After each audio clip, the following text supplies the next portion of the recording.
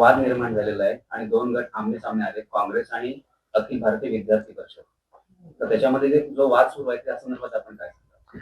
नाही, मला वाटतं ठीक आहे. आता कुठल्याही नेत्यांना, लोकप्रतिनिधींना किंवा नागरिकाला सभा घ्यायचा, जनतेला संबोधित करायचा पूर्णपणे अधिकार आहे. परंतु विद्यार्थ्यांचा उपयोग राजकारणासाठी करून घ्यायचा आणि स्वतःची राजकीय पोळी भाजून घ्यायचा प्रयत्न करायचा, मला वाटतं हे दुर्दैवी आहे. जे काही आंदोलन तिथे जंतर मंतरला झालं, मी याही अगोदर सांगितलं होतं, तिथे प्रामाणिकपणे त्या पॉलिसीमध्ये बदल केला गेला पाहिजे असा प्रयत्न कोणीच करत नव्हता. फक्त राजीनाम्याची मागणी होती, ठीक आहे. एक अकाउंटेबिलिटी म्हणून त्यांनी ती राजीनाम्याची मागणी केली. ती योग्य होती की अयोग्य होती ह्याच्यावरती मला भाष्य करायचं नाही. परंतु तिथले त्यानंतर जे काही राज्यामध्ये, देशामध्ये काही आंदोलनं झाली, विशेषतः महाराष्ट्रामध्ये जी काही आंदोलनं झाली, त्यामध्ये असे काही अनसोशल एलिमेंट होते, की फक्त ते आंदोलन भडकवण्यासाठी त्या आंदोलनामध्ये सहभागी झाले होते. म्हणजे काही जणांचा उद्देश फक्त असा होता, की आंदोलनं हे त्याला वेगळं स्वरूप मिळालं पाहिजे. विद्यार्थ्यांचा हेतू बाजूला ठेवून सरकारच्या विरोधामध्ये वातावरण कसं तयार होईल असे प्रयत्न करायचे. आणि मला वाटतं राहुल गांधींच्या सभेमध्ये तसाच काहीतरी प्रयत्न होताना आम्हाला दिसलाय. आणि हे दुर्दैवी आहे. तुम्ही राजकारणाकरता उपयोग करून घेताय. परंतु जेन हुशार आहे. त्यांना कळते कोण नक्की आमचा उपयोग करून घेतोय आणि कोण आमच्या हिताचं काम करतंय. म्हणून 100% ते आमच्यासोबत राहतील. दादा, आपण जेनजींच्या कामाबद्दल मागे पण आपल्या ह्याच्यातून कौतुक केलेलं आहे. एक प्रकारे युवा शक्ती जे आहे, देश जो तरुण देश म्हणून भारताकडे बघितलं जातं, तर एकंदरीत जे आता सगळे वातावरण आहे याबाबत आपल्याला काय सांगाल? नाही, जनरेशन आजची जनरेशन जी आहे ती अर्थातच ती फास्ट आहे. त्यांच्या अपेक्षा जास्त आहेत आणि सरकारकडनं त्यांच्या मागण्या अग्रेसरपणे म्हणजे त्या पूर्ण करून घेण्यासाठी ते अग्रेसर आहेत. मला वाटतं त्याच्यामध्ये काही चुकीचं नाही. फक्त मी मगाशी जसं म्हटलं, की ह्यांच्या जे काही भूमिकेमागे असं काही एलिमेंट आहे जो जेनजीचा वापर करून घेऊन स्वतःचं राजकारण करू पाहतंय. ते चुकीचं आहे. किंवा तरुणांचा उपयोग करून घेऊन राज्यामध्ये, देशामध्ये वातावरण बिघडवायचा जो प्रयत्न चालू आहे, मला वाटतं ते चुकीचं आहे आणि त्याच्यावरती नक्कीच आमची कडक नजर असेल. आणि तरुणांच्या मागण्या उलट आज मी देखील तरुण आहे. जेन आणि मिलेनियलच्या म्हणजे मी बरोबर मध्ये आहे. मला माहित दोन्ही जनरेशन मी जवळनं पाहिलेले आहेत, पाहतोय. त्यांचे विचार नक्की आम्ही समजू शकतो.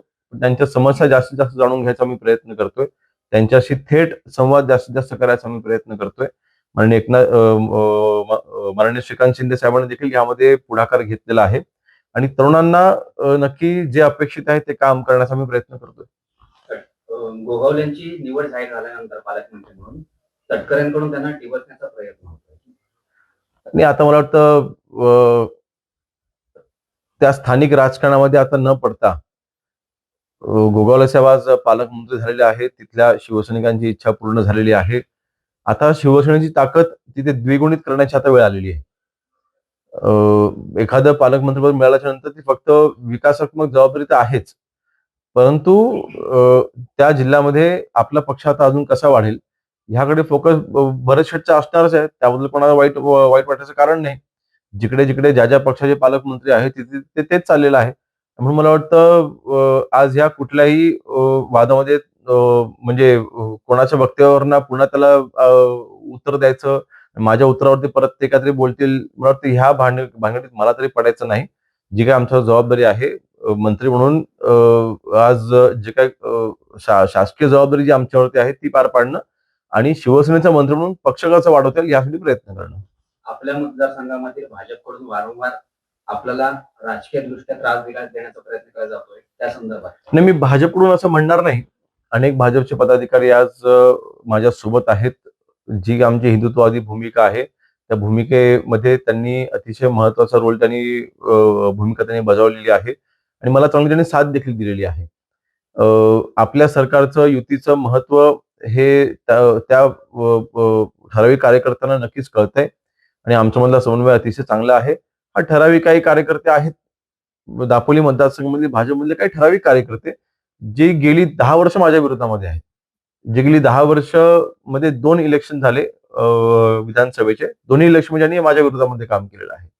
तर ह्याचं संपूर्ण माहिती मी भाजपच्या ज्येष्ठ पदाधिकाऱ्यांना देखील मी दिलेली आहे. परंतु त्याच्याने मला काही जास्त फरक पडत नाही.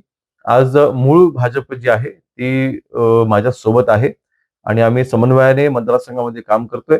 समन्वयाने मतदारसंघाचा विकास, कोकणाचा विकास आणि महायुतीचं सरकार आपलं महाराष्ट्रामध्ये मजबूत कसं राहील ह्यासाठी दापोली मतदारसंघामधली आमचे जे समीकरण आहे ते अतिशय उत्तम आहे. यावर्षी सुद्धा चाकरमान्यांचा प्रवास खड्डेमय रस्त्यामधून होणार आहे. नाही, मला वाटतं मुंबई गोवा हायवे फक्त आता इंदापूरचा बायपास आणि माणगावचा बायपास हे दोन जे बायपास आहेत त्यांचं काम जे अपूर्ण आहे त्याच्यामुळे त्रास होण्याची शक्यता आहे. माणगावच्या बायपासच्या बाबतीमध्ये मला वाटतं भरत शेठ यांनी देखील बैठका अनेक घेतलेल्या आहेत. त्याच्यामध्ये एक लेन चालू होते असं आम्ही ऐकून आहोत. आणि ते रायगड जिल्ह्यामध्ये येते.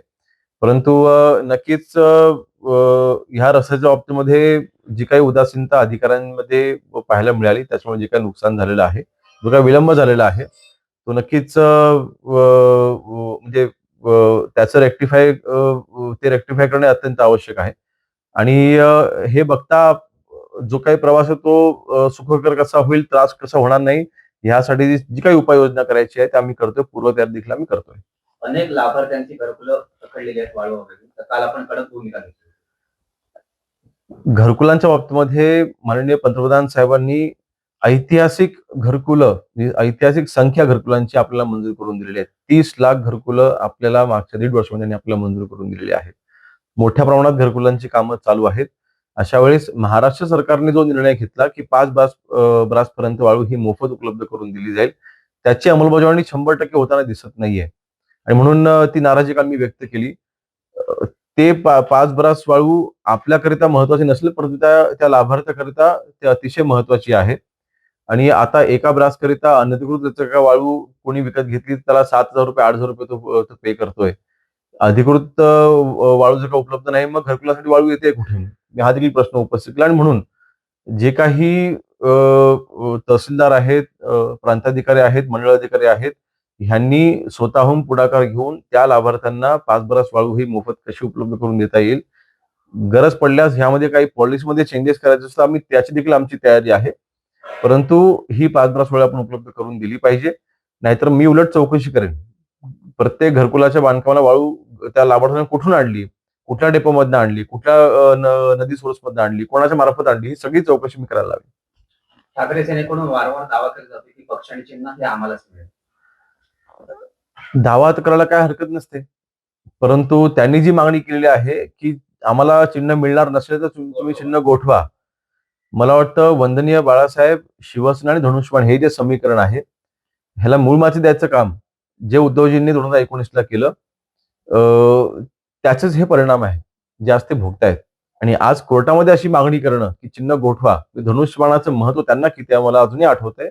वंदनीय बाळासाहेबांच्या बेडरूममध्ये त्यांचं जे देवालय आहे, त्या देवालयामध्ये वंदनीय बाळासाहेब धनुष्यबाणाची पूजा करायचे.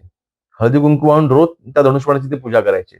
असं धनुष्यबाण गोठवण्याची मागणी हे उद्धवजी आज तिथे कोर्टामध्ये करते, हे दुर्दैवी आहे. आणि म्हणून मला वाटतं जनतेला हे दिसतंय, शिवसैनिकांना हे दिसतंय. शिवसैनिकांनी शेवटी जो निर्धार केला माननीय एकनाथ शिंदे साहेबांसोबत जायचा, शिवसेना मजबूत करायची आणि त्यासाठी जे काही शिवसैनिकांनी आजपर्यंत आम्हाला साथ दिलेली आहे ती साथ 100% भविष्यात देखील कायम राहील.